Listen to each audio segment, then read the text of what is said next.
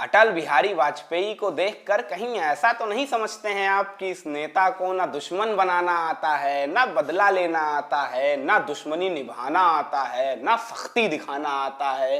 ये तो सीधा सरल निष्कपट कवि हृदय बिल्कुल भावनात्मक तौर से राजनीति करने वाला राजनेता है, जिसे बुद्धि के जरिए कोई भी परास्त कर सकता है। अगर ऐसा सोचते हैं तो ठहर जाइए, बहुत बड़ी गलती कर रहे हैं।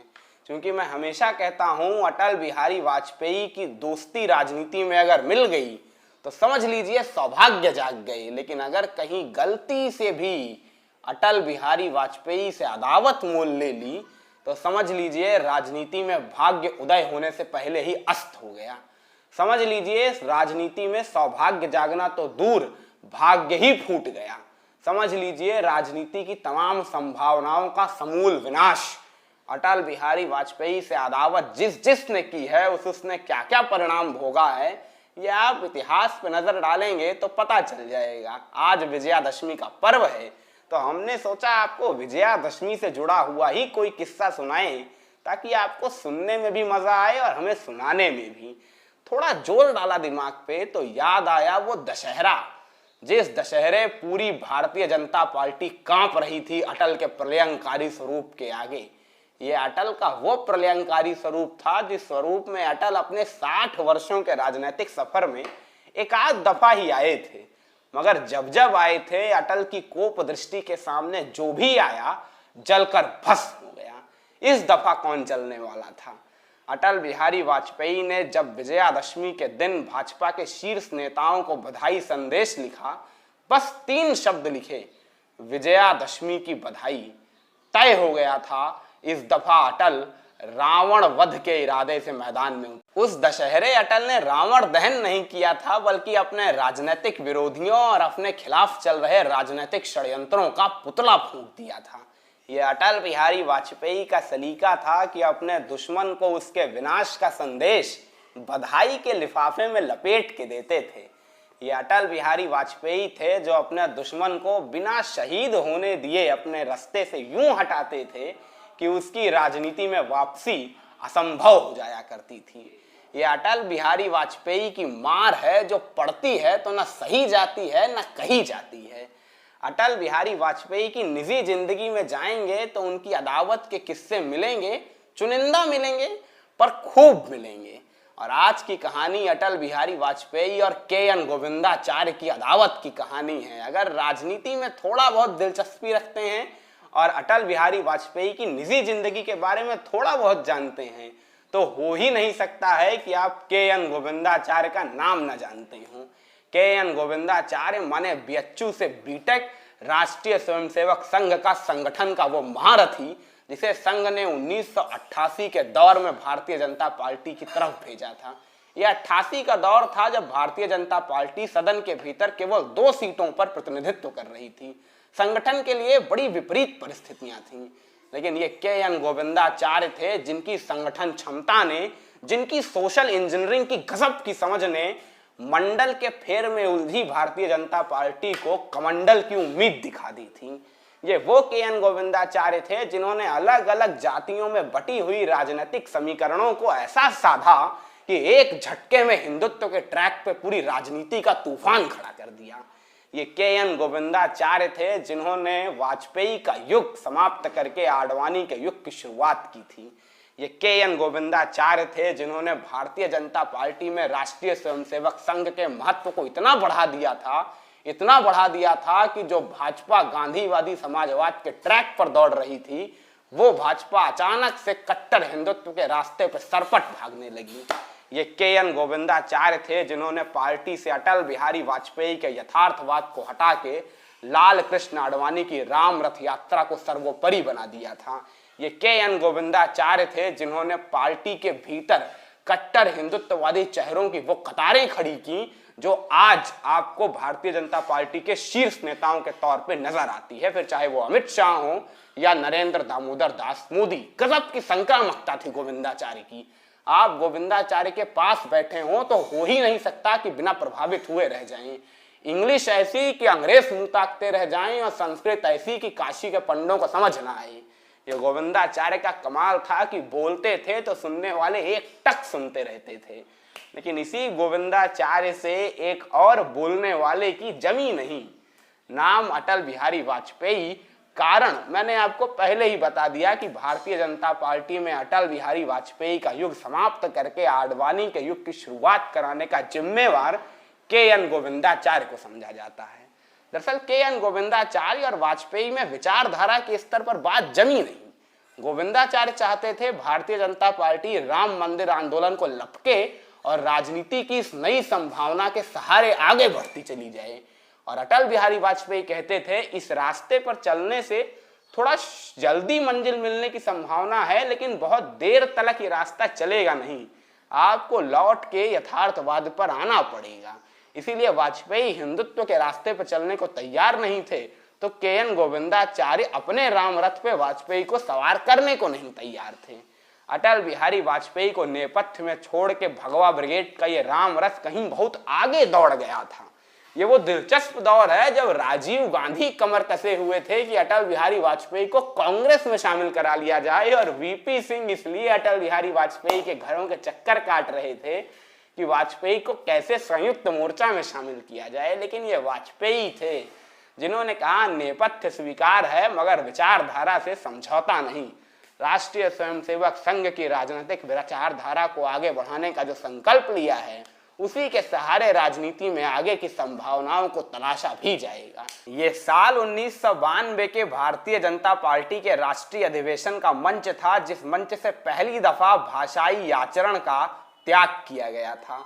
और जो व्यक्ति भाषाई आचरण का त्याग कर रहा था वो भाषण के लिए ही फेमस था, जिसका नाम था अटल बिहारी वाजपेयी, जिसके भाषणों का जादू इस देश की जनता ने खूब देखा था। ये वो अटल बिहारी वाजपेयी थे जिनके भाषण के एक एक पॉज पे जनता के दिल की धड़कनें 180 की स्पीड पे भागने लगती थी। लेकिन जब हृदय में पीर हो, पीड़ा हो, गुस्सा हो, तो भाषाई मर्यादाएं अक्सर ताक पे छूट ही जाती हैं। ये अटल बिहारी वाजपेयी थे जिन्होंने पहली दफा गोविंदाचार्य का नाम लेकर सीधा मंच से सवाल दागा था। 1992 के भारतीय जनता पार्टी के राष्ट्रीय अधिवेशन में अटल बिहारी वाजपेयी ने सार्वजनिक मंच से गोविंदाचार्य से प्रश्न पूछा। गोविंदाचार्य जी से मेरा सीधा प्रश्न है, गोविंदाचार्य जी, पार्टी के किसी बड़े नेता को ऊपर उठाने के लिए किसी बड़े नेता को नीचे गिराना कहां तक सही है, कहां तक जायज है? दरअसल वाजपेयी पीड़ा में थे, गुस्सा में थे, दर्द था वाजपेयी के भीतर। चूंकि 1957 के उस चुनाव से लेके 1992 के इस चुनाव तक लगातार भारतीय जनता पार्टी या राष्ट्रीय स्वयंसेवक संघ की राजनीतिक बिरादरी के दल का प्रतिनिधित्व अटल बिहारी वाजपेयी ही सदन के भीतर कर रहे थे। ये पद मानो उनकी प्रतिष्ठा से जुड़ गया था, उनके अस्तित्व से जुड़ गया था।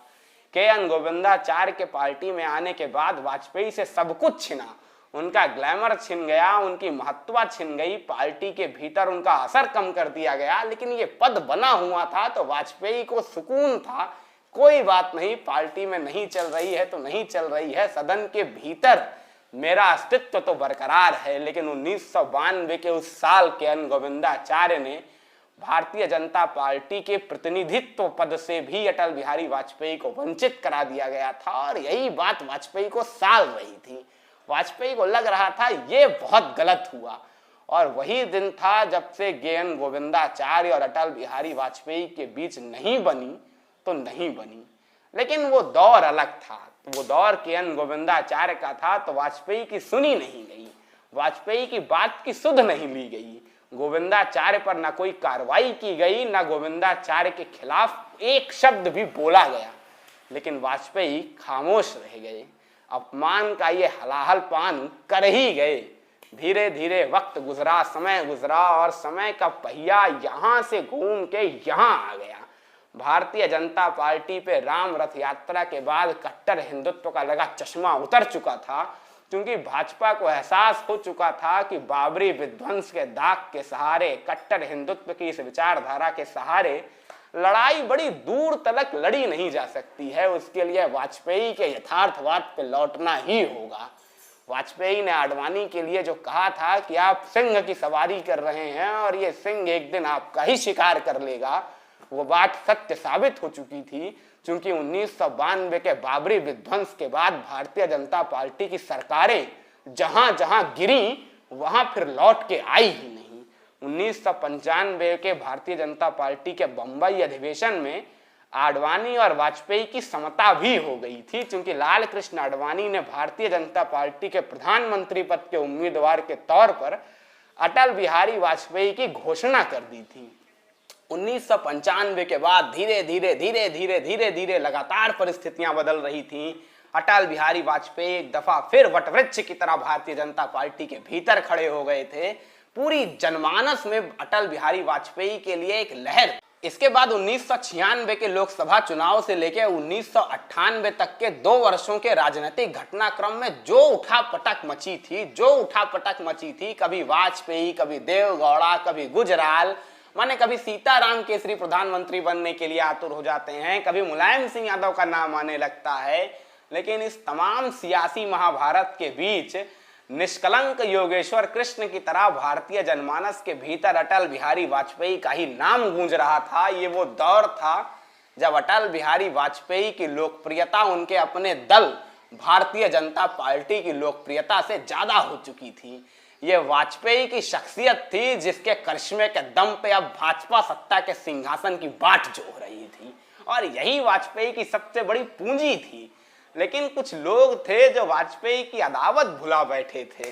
कुछ लोग थे जो कल तक वाजपेयी को दरकिनार कर रहे थे और आज वाजपेयी को भाजपा का राम बता रहे थे। नाम था के.एन. गोविंदाचार्य। असल में हुआ यूं कि तमाम विदेशी डिप्लोमेट्स भी भारतीय राजनीति में नई नई संभावनाओं को तलाशने के लिए अलग अलग राजनीतिक दल के नेताओं से मिलते रहते थे, बातचीत करते रहते थे।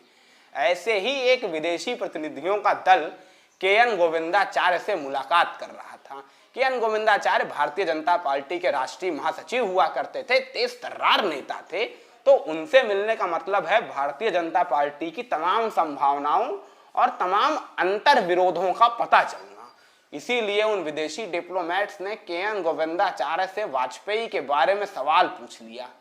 वाजपेयी के बारे में सवाल था और न जाने क्या गोविंदाचार्य को सूझी कि गोविंदाचार्य ने एक ऐसा जवाब दिया कि वो जवाब आने वाले समय में भारतीय राजनीति की नई इबारत लिख गया, या यूं कहें गोविंदाचार्य के सियासी ग्रहण पे ग्रास लगा गया। गोविंदाचार्य के सियासी सफर पे कंप्लीट ब्रेक लगा गया। माने गोविंदाचार्य की गाड़ी पलटी नहीं, एक्सीडेंट होके ब्लास्ट हो गई। ये गोविंदाचार्य का वो जवाब था कि लाल कृष्ण आडवाणी पे ध्यान दीजिए, वाजपेयी पे नहीं। आडवाणी मुख हैं, वाजपेयी तो बस मुखौटा हैं, उन्हें तो बस इस्तेमाल किया जा रहा है। ये बहुत बड़ी स्टेटमेंट थी। ये अटल बिहारी वाजपेयी के कद का अपमान था, क्योंकि ये अटल बिहारी वाजपेयी को सिर्फ इस्तेमाल करने वाली चीज के तौर पे परिभाषित कर रहा था, जो अटल बिहारी वाजपेयी को नागवार गुजरा। वाजपेयी उन दिनों बुल्गारिया के दौरे पे थे।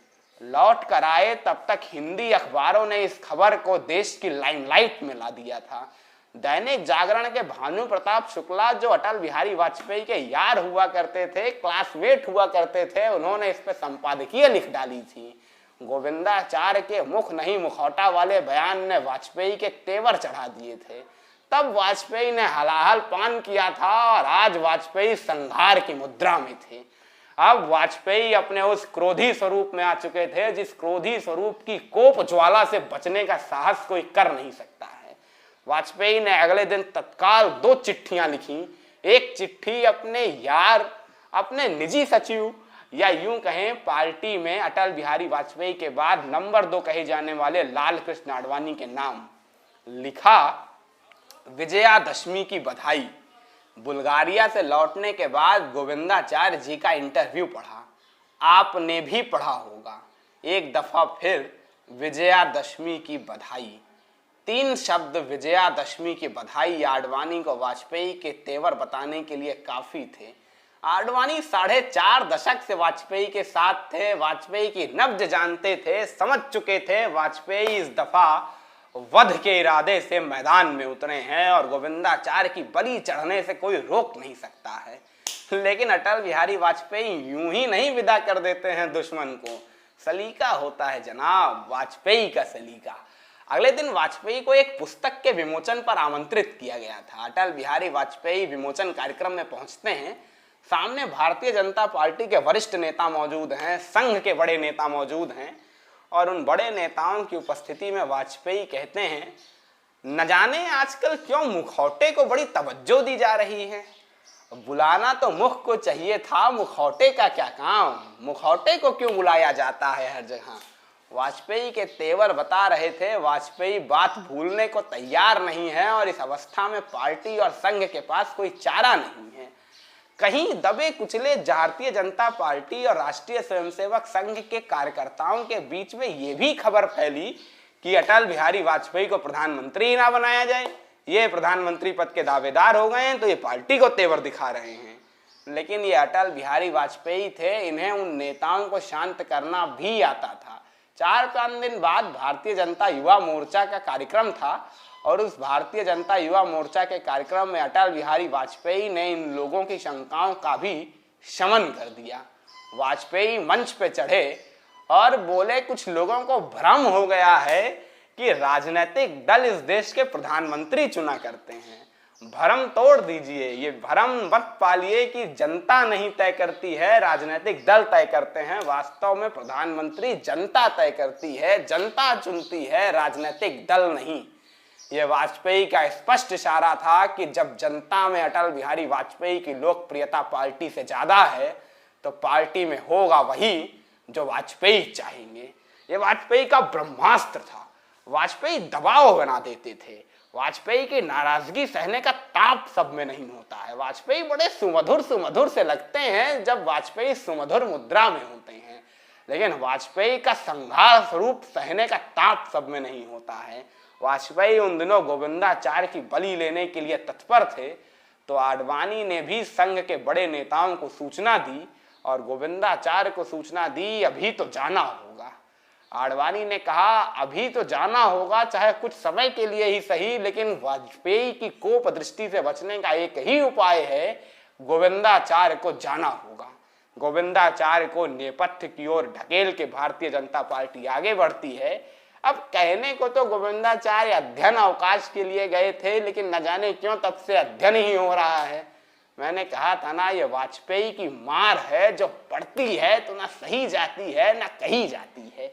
ये अटल बिहारी वाजपेयी की दशहरे के दिन की उस अदावत की दास्तान है, जिस दास्तान को आप अटल बिहारी वाजपेयी के निजी जिंदगियों के प्रक्रम में बहुत कम सुनते हैं या समझते हैं, क्योंकि अटल बिहारी वाजपेयी को अक्सर लोग राजनीति का मर्यादा पुरुषोत्तम सिद्ध करते रहते हैं। लेकिन मैं एक बात दावे से कहता हूं, राजनीति एकमात्र पेशा है जहां आगे बढ़ने के लिए सिर्फ अपने आगे बढ़ने से काम चलता नहीं है। यहां जब तक दूसरे को गिराया ना जाए तब तक आप आगे बढ़ नहीं सकते हैं। जो इस कला में प्रवीण है वही राजनीति में टिका है, और जिसने एक सामान्य कार्यकर्ता से प्रधानमंत्री पद तक का सफर तय कर दिया हो, उसने दुश्मनों को गिराया तो जरूर होगा।